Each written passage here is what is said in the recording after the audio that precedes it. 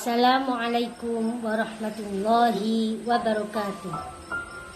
Bismillah, alhamdulillah, wassalatu wassalam ala rasulillah, amma ba'da. Pada kesempatan ini kami dari kajian kitab JP3M Nusantara ingin menyajikan tentang isbahul wudu, wudu secara sempurna yang sesuai dengan syarat dan rukunnya. Kita mulai pertama tentang rukun-rukun wudu. Di dalam rukun wudu ada niat. Sekarang apa itu niat? Niat secara syar'an adalah qasdu syai'i muqtaronan bi fi'lihi, menyengaja sesuatu yang dibarengkan dengan perbuatannya. Niat di dalam wudu tempatnya ada di dalam hati. Sedangkan melafadzkan niat itu hukumnya sunnah. Untuk berniat menghilangkan hadas atau niat bersuci dari hadas, kita bisa menggunakan lafaz nawaitul wudu'a li raf'il hadasil aswari fardholillahi ta'ala. Sedangkan bagi wanita yang mengalami daimul hadas atau istilahnya orang Jawa itu geser, sebagaimana orang yang mustahadoh, wanita yang sedang beristihadoh, maka wudu yang digunakan niatnya itu dengan lafaz nawaitul wudu'a listibahatis sholati fardholillahi ta'ala. Kalau menggunakan birofil hadas maka tidak akan cukup, karena hadas tidak akan bisa hilang karena dia adalah orang yang terus menerus hadas atau daimul hadas. Hal ini sebagaimana yang diterangkan di dalam Iqna juz 1 Sohifah 46 dan kitab Kifayatul Ahyar juz 1 Sohifah 23.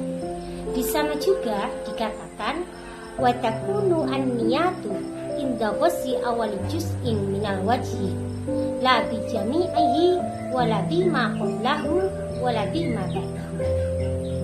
Niat dilakukan saat membasuh awalnya juz yang ada di wajah. Dalam arti niat tersebut terletak ketika kita mulai membasuh wajah. Wala bi jami'ihi yang artinya tidak keseluruhannya. Dalam arti tidak wajib bagi kita untuk melanggengkan niat dalam membasuh seluruh area wajah. Wala bima qablahu, tidak sebelumnya, dengan diartikan bahwa tidak wajib di dalam niat itu adalah sebelum membasuh bagian dari wajah, sebagaimana kalau kita berkumur. Biasanya kan kalau sebelum itu kita itu berkumur gitu toh, mado istinsyak, dan itu bukan tempatnya untuk niat. Kemudian wala bima ba'dahu, juga tidak sesudahnya. Artinya niat itu tidak diletakkan ketika kita sudah membasuh wajah, sebagaimana kalau kita membasuh kedua tangan, itu adalah tempatnya niat. Di dalam niat ini sangat mempengaruhi tentang keabsahan wudu. Oleh karena itu banyak sekali dari orang-orang awam kurang begitu memahami peletakan niat itu tempatnya di mana. Niat yang benar adalah ketika bersamaan kita membasuh awal juz, bukan sebelum awal juz daripada wajah, bukan sebelumnya dan ataupun bukan sesudahnya. Rukun yang kedua di dalam wudu adalah membasuh wajah. Membasuh itu diartikan mengalirkan air ke kulit. Jadi tidak cukup hanya sampai basah saja, tapi airnya tidak sampai mengalir. Di dalam membasuh wajah, terlebih dahulu kita harus tahu batas-batasannya wajah.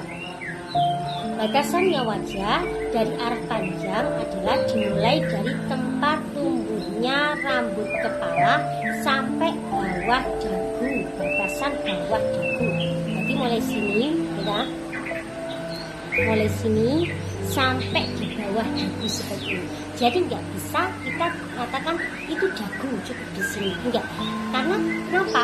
Dagu itu adalah tulang rahang bawah, tempat gigi bagian bawah, dan itu batasannya segini. Maka di dalam membasuh wajah dari arah panjang itu dari sini mulai tempat tumbuhnya rambut kepala sampai segini. Kalau hanya dibasuh gini, yang basahnya cuma sini saja, ini tidak, itu tidak cukup. Kemudian batasan wajah dari arah lebar adalah anggota di antara dua telinga ini. Sini. Maka kita akan tahu batas panjang dan batas lebar. Kita tarik garis ke atas lurus ini. Itu nanti akan bertemu pada batasan-batasan wajah, gitu, yang di situ batas antara wajah dan kepala. Karena itu merupakan batas, ya kan? Merupakan batas, maka kembali kepada kaidah malayatimul wajib illa bihi fahuwa wajibun. Sesuatu yang bisa menyempurnakan kepada perkara yang wajib, itu hukumnya pun juga wajib. Jadi bagaimana? Batasan ini juga wajib untuk dibasuh. Sebagaimana kalau orang Jawa mengatakan ada sinom, susuan, hati-hati. Kalau dalam bahasa kita hati-hati itu adalah rambut yang tumbuh di antara pelipis dan tulang pipi. Jadi tepatnya berada di atas telinga. Kalau yang di depan telinga itu biasanya kita namakan godek gitu. Itu juga masuk di dalam area wajah. Maka nanti bagi yang punya rambut panjang, gitu, nanti diusahakan kalau mau wudhu itu adalah mengambil sedikit rambut yang ada tepat di atas telinga, gitu, tepat di atas telinga lurus, kita tarik naik ke atas, gitu, nanti akan ada rambut yang ikut ke bawah, kita taruh ke depan. Nah, rambut-rambut itu semua hukumnya sama sebagaimana rambut wajah, sya'rul wajhi. Jadi kalau dalam rambut wajah itu ada alis, ada bulu mata, ada kumis, ada jenggot, semuanya harus terbasuh. Maka pada bagian batas-batasan pun itu harus terbasuh. Kalau tidak, maka tidak sempurna di dalam basuhan membasuh wajah. Hal ini sudah jelas bagaimana yang diterangkan dalam ibarat kita, yaitu Al-Iqna juz 1 Saifah 38, kitab Qalyubi juz 1 Saifah 207, dan kitab Muhtas juz 1 Saifah 200. Terus bagaimana dengan cara membasuh wajah? Cara membasuh wajah disunahkan dari arah atas. Kita basuh dari arah atas. Contohnya mungkin kita sekarang mau ngambil air, ya, kita ambil gini, ya, terus kita basuhkan dari arah atas ke bawah, dan tangan kita pun harus bergerak meratakan sehingga batas-batas wajah itu pun juga terbasuh. Nah, terus kita putar tangan kita ini sampai yang di bawah dagu pun akhirnya basah. Kalaupun nanti kita cuma biur seperti ini, air cuma jatuh di sini, yang ini nggak basah, nah itu tidak cukup di dalam masalah basuhan wajah. Selanjutnya di dalam wajah itu ada jenggot dan ada jambang, ya, kalau orang laki-laki. Bagaimana itu hukumnya? Ternyata ada pemilihan, ya. Kalau kulit yang ada di jenggot atau jambang itu, ya, masih terlihat, maka hukumnya wajib untuk dibasuh. Kalau tidak terlihat, maka membasuh kulitnya itu tidak wajib, hanya disunahkan. Dan ini sesuai dengan ibarat kita yang ada di dalam kitab Nihayatul Muqtad juz 1 Saifah 171. Dan sekali lagi di dalam membasuh wajah itu sekali basuhan harus rata, ya. Sekali basuhan kita ambil harus rata. Makanya tangan kita berputar, tangan kita bergerak, ya kan cukup segini tuh, tidak cukup, tapi kita harus tangannya bergerak sampai meratakan termasuk pada area batas-batas wajah. Kalau tidak merata, gitu, maka basuhan yang kedua itu baru bisa dikatakan sebagai basuhan yang pertama, dalam arti menyempurnakan basuhan yang pertama. Di dalam wudhu membasuh wajah dilakukan 3 kali. Gitu. 3 kali itu adalah kesunahannya di dalam membasuh wajah. Selanjutnya di dalam rukun wudhu adalah membasuh kedua tangan sampai siku. Yang pertama kita harus tahu batasan tangan. Di mana batasan tangan itu adalah mulai dari ujung jari sini sampai siku. Siku itu kalau kita dilihat tuh ya sempurnanya tulang siku. Jadi kalau itu kan ada kayak gitu, itu berarti sempurnanya tulang siku di sini.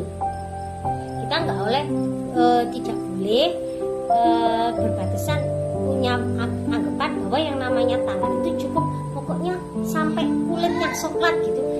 Belum sampai, tapi kita harus memahami sendiri sempurnanya tulang tangan itu siku di mana. Nah, tangan sini sampai siku sini ini adalah tangan yang wajib dibasuh di dalam wudhu. Kewajiban membasuh tangan itu tidak bisa ditinggalkan kalaupun andaikan orang itu tangannya terputus. Nanti di sana ada pemilahan hukum. Bila yang terputus itu berada di bawah siku, otomatis wajib hukumnya membasuh sisa-sisa tangan yang terputus tadi. Kemudian bila yang terputus itu sampai di atas siku, maka tidak wajib membasuhnya, hanya saja membasuh tempat yang ada yang tersisa di atas siku. Itu hukumnya sunnah. Dan bila yang terputus itu tepat di siku, menurut pendapat yang paling sahih dan masyhur, itu wajib dibasuh meskipun itu cuma berupa tulang. Hal ini sesuai dengan ibarat kita yang ada pada kitab Hasyiah Sibro Malizi Nihayatul Muhtas juz 1 Shahifah 51. Sekarang bagaimana cara membasuh kedua tangan di dalam wudhu? Cara membasuh tangan dalam wudhu itu menurut pendapatnya Imam Nawawi dalam kitabnya Al-Majmu' juz 1 Shahifah 394 mengatakan, ketika seseorang itu berwudu dilakukan dengan sendirinya, maka kesunahan membasuh tangan itu dimulai dari ujung jari sampai siku. Tapi bila dia berwudu dengan bantuan orang lain, maka kesunahan membasuh tangan dimulai dari siku sampai menuju ke ujung jari. Di dalam membasuh tangan semuanya, kulit ataupun ada jari tambahan ataupun bulu-bulu itu semua harus terbasuh. Tidak boleh ada bagian kulit yang tidak terbasuh. Mungkin saja masih pakai body yang sangat berminyak, ataupun di sana ada kutek, ada cat yang menempel, sehingga di sana tidak bisa menyampaikan air ke kulit, itu menyebabkan basuhan yang pada tangan itu tidak sah. Oleh karena itu, sebagaimana kemarin di video kita sebelumnya, persiapan untuk wudhu itu sudah harus diperhatikan betul, sehingga ketika kita sudah masuk pada ritual wudhu tidak ada hal-hal yang bisa menghalangi sampainya air ke kulit sehingga menyebabkan bagian tersebut tidak bisa sah. Selanjutnya di dalam wudhu adalah mengusap sebagian kepala. Ini kalau kita melihat kepada kitab I'anatul Thalibin juz 1 Shahifah 41, di sana Imam Syafi'i menjelaskan bahwa di dalam mengusap sebagian rambut kepala itu sudah cukup meskipun yang terusap itu satu helai rambut saja, asalkan itu adalah rambut yang memang tumbuh pada batas kepala. Nah, sekarang kita harus tahu batas kepala itu di mana. Nah, batas kepala otomatis dimulai dari batas wajah. Ya, kemarin tadi kita batas wajah itu adalah mulai tempat tumbuhnya rambut, otomatis lebih belakang sedikit sampai kemudian batas kepala sini adalah ditentukan dengan tulang leher. Jadi kalau ini tulang leher, ini adalah kepala. Maka di mana kita kira batasannya itu? Kalau turun itu ke tulang leher, ke atasnya dikit itu adalah batas kepala. Dan menurut Imam Syafi'i boleh di sana mengusap sebagian rambut kepala itu boleh memilih apakah di depan atau yang milih di belakang atau milih di samping, asalkan masih dalam batas-batas kepala.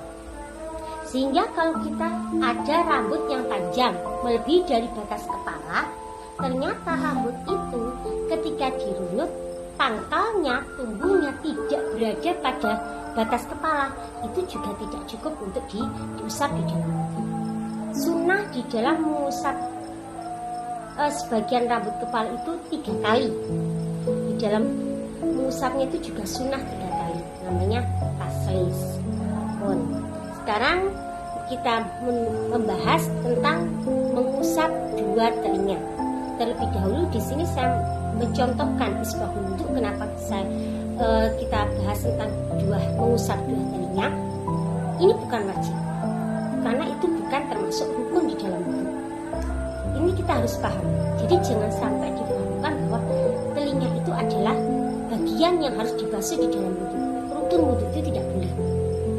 Mengitikotkan sesuatu yang sebenarnya tidak diwajibkan menjadi hukum wajib, ataupun yang sebenarnya itu sunnah dijadikan wajib, ataupun dibalik yang wajib dijadikan sunnah, itu tidak boleh. Kalau ada itikot yang seperti itu di dalam wudu, menyebabkan wudunya tidak sah. Nah, terus bagaimana ketika dulu kita mengajari anak-anak kita yang masih kecil wudu juga dengan mengusap kedua telinga? Nah, kalau anak kecil tahunya itu adalah bagian dari yang harus dibasuh di dalam wudu. Tapi setelah mengajar dewasa untuk belajar, mereka juga akan harus dipahamkan itu bukan termasuk bagian dari fardhu wudu, tapi adalah kesunahan yang ada di dalam wudu. Di dalam mengusap telinga juga disunahkan taslis, mengulang 3 kali usapan pada 2 anggota telinga. Nah, caranya bagaimana? Dengan membasahi jari kita, terus jari yang telunjuk itu kita masukkan pada area dalam telinga, sedangkan ibu jari nanti bergerak untuk menggosok-gosokkan yang ada di bagian luar telinga. Kemudian di dalam kitab Nihayatul Zen Shahifah 22, di sana kaul yang paling muktamad mengatakan boleh seseorang itu mengusap telinga besertaan dengan membasuh wajah ketika mereka punya keyakinan bahwa telinga adalah bagian dari wajah. Kemudian juga boleh mengusap telinga ketika besertaan mengusap sebagian kepala ketika mereka juga punya pendapat bahwa telinga adalah bagian dari kepala.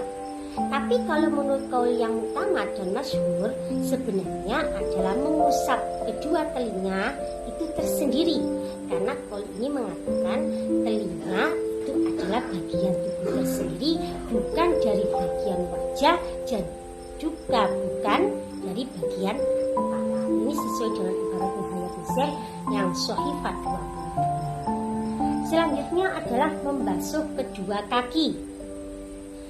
Kedua kaki dibasuh sama, kesunahannya ada 3 kali. Di sini kita harus tahu dulu batasannya. Kaki itu sebenarnya cuma sampai mana? Yaitu dari ujung jari sampai mata kaki. Sebenarnya seperti itu. Tapi kalau kita sudah terbiasa, kaki itu dari dengkul bahasanya, lutut. Nah, kita basuh sekalian, itu berarti kita mengambil kesunahan di dalam basuhan kaki. Jangan diikutkan dari lutut. Enggak, kalau orang awam nanti mereka pahamnya adalah dari lutut sampai mata kaki. Dari lutut sampai jari-jari kaki, semuanya itu adalah bagian kaki. Tidak. Batasannya kaki itu adalah mulai dari jari-jari kaki sampai mata kaki. Nah, semuanya nanti kita basuh, karena menurut cara yang terbaik yang disunahkan membasuh kedua kaki itu memang dimulai dari ujung jari kaki. Ujung jari kaki sampai mata kaki yang kanan, kemudian ujung jari kaki sampai mata kaki yang kiri. Hukumnya juga sama sebagaimana di dalam basuhan tangan, yaitu wajib membasuh apapun yang berada pada area kaki. Ketika ada jari-jari tambahan yang menempel atau bulu-bulu yang ada di situ, itu juga wajib dibasuh. Sehingga nanti tidak sah basuhannya kalau masih ada kotoran, cat atau apapun yang di sana pada area kaki yang bisa menghalangi masuknya air atau sampainya air kepada kulit kaki. Dan yang terakhir di dalam wudu itu adalah tertib. Tertib itu artinya mengerjakan rukun-rukun wudu secara berurutan seperti yang telah disebutkan di atas. Tidak boleh dengan cara sendiri, suka-suka sendiri, tidak. Karena apa yang ada di dalam wudu itu semuanya sudah diajarkan oleh Rasulullah dan juga sudah dijelaskan sejelas-jelasnya oleh para sahabat, tabi'in, dan ulama mujtahid.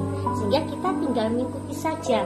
Kalaupun ada kekurangan di dalam kita tinggal mencari tahu di mana kurang pasnya, di mana kurang sesuainya untuk kita dengan syariat. Saya rasa tentang masalah rukun-rukun wudu sudah kita sampaikan. Insya Allah pada pertemuan yang akan datang kami akan mencoba menjelaskan di dalam praktek isbahul wudu ini akan ada contoh-contoh atau kasus yang dimana menyebabkan wudu kita tidak sah atau tidak cukup. Insya Allah akan kita bahas pada video selanjutnya. Semoga yang sedikit ini bisa bermanfaat untuk kita semua. Wabillahi taufiq wal hidayah. Wassalamualaikum warahmatullahi wabarakatuh.